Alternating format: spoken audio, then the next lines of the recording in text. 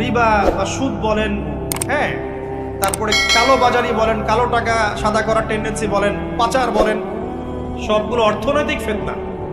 এগুলো হচ্ছে কি অর্থনৈতিক ফিতনা। আর বিশ্বের ফিতনা তো পরে, ওটা তো বলার অপেক্ষা রাখে না।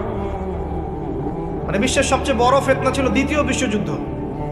তার আগে একটা হয়েছে প্রথম বিশ্বযুদ্ধ, যেখানে প্রায় কয়েক কোটি মানুষ মারা গেছে, আর সেকেন্ড ওয়ার্ল্ড ওয়ারে আরও বেশি মানুষ মারা গেছে। তো এখন বিশ্বকে ঠেলে দেওয়া হচ্ছে একটা থার্ড ওয়ার্ল্ড ওয়ারের দিকে।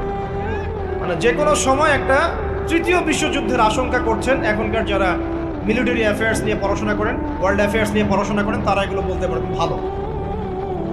বিশ্বকে একটা খাদ্য মন্দার দিকে ঠেলে দেওয়া হচ্ছে, বিশ্বকে একটা দুর্ভিক্ষের দিকে ঠেলে দেওয়া হচ্ছে, এবং মহামারীর মধ্য দিয়ে অলরেডি কিন্তু আমাদের বিভিন্ন দেশের ইকোনমিক অবস্থা ভালো না, তার উপরে খাদ্য সংকট, তার উপরে যে বৈশ্বিক যুদ্ধগুলো, আমদানি রপ্তানি বন্ধ হয়ে যাচ্ছে, তেল গ্যাসের দাম বেড়ে যাচ্ছে, জনগণ হাহাকার করছে।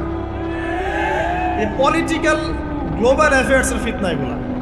তা আপনাকে এই জন্যই প্রথমে আমি একটা কথা বললাম যে ফিতনাময় একটা পরিবেশে একজন মুমিন যার অন্তর্দৃষ্টি আছে, যে কোরআন এবং সুন্নাহ দিয়ে এই বিশ্বের এই রহস্যগুলো উদ্ঘাটন করতে পারে, সে ভালো থাকতে পারে না।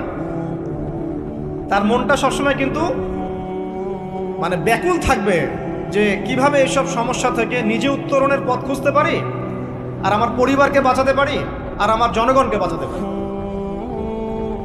আর যদি আপনি আত্মকেন্দ্রিক হন, স্বার্থপর হন, তাহলে নিজের চটকায় তেল দিবেন, নিজে ভালো থাকলেই পাবেন না।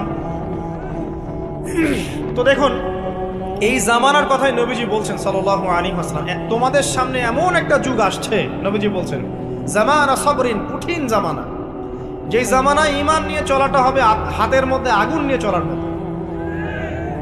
নবীজি বলছেন ওই সময়ে সাহাবী জিজ্ঞাসা করছেন, ইয়া রাসূলুল্লাহ, আমি ওই সময়ে কি করব, ওই সময় আমি কি করব, আমাকে কি পরামর্শ দিচ্ছেন?